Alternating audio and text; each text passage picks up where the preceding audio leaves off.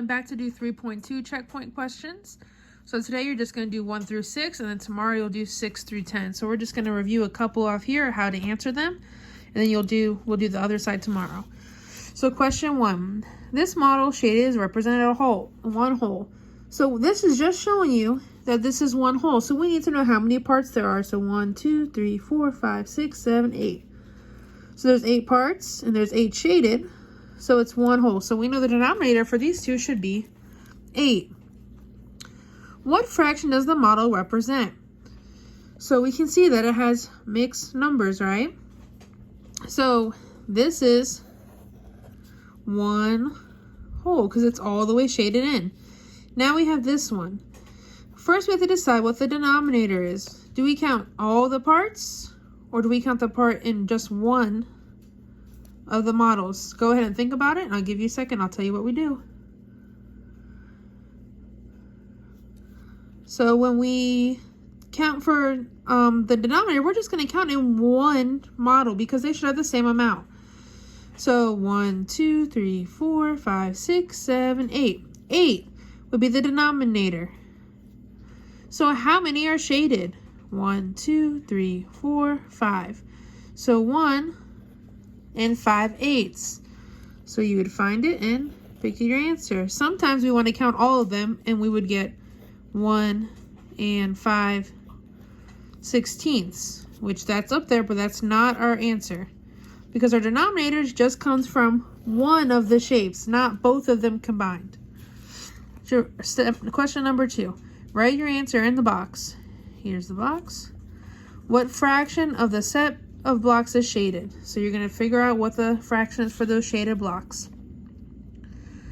Question number 3. What fraction is represented by point C on the number line? I'm going to go ahead and show you this one so you could do number 4 on your own. So when we look at a number line, we've done this in class before. We never count the 0, so we start at the next one. So we're going to count how many parts there are. 1, 2, 3, 4, 5, 6, 7, 8. So we know that there's 8 parts on this number line. So there's 8 parts, just like when we do when there's a circle, square, triangle divided. It's going to be our denominator. Now we want to know at what part does C stop at. So 0. So we're going to go ahead and number them. So our denominator for each mark will be 8. And then we just count them just like you normally would. 1 to however far we go. Whoops. I didn't mean to put that one there. I'll fix it. And then we know one whole is 8/8. So we're going to start at the 0. So 1/8, 2/8, 3/8, 4/8, 5/8, 6/8, 7/8, 8/8. So which one is C at? So if we look at it, it's at 1, 2, 3, 4, 5. 5/8. And then you would just find 5/8 and circle it. Some people might say 9 because they're counting from the 0 instead of from the 1. So they might go 1, 2, 3, 4, 5, 6. 6/8. Or they might get 9 because they're counting this as a part when it's not a part. Number 4, draw a point on the number line shown. Draw a point that represents 1/2.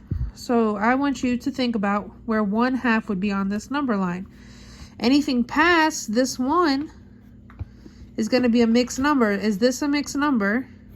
No. So your point should be on this side somewhere on the number line. Number 5, color each part of your shade, or you want to shade. Shade the circle in for 4/9. So you're going to shade in 4/9 of these. If you have any questions doing this page, please leave a comment.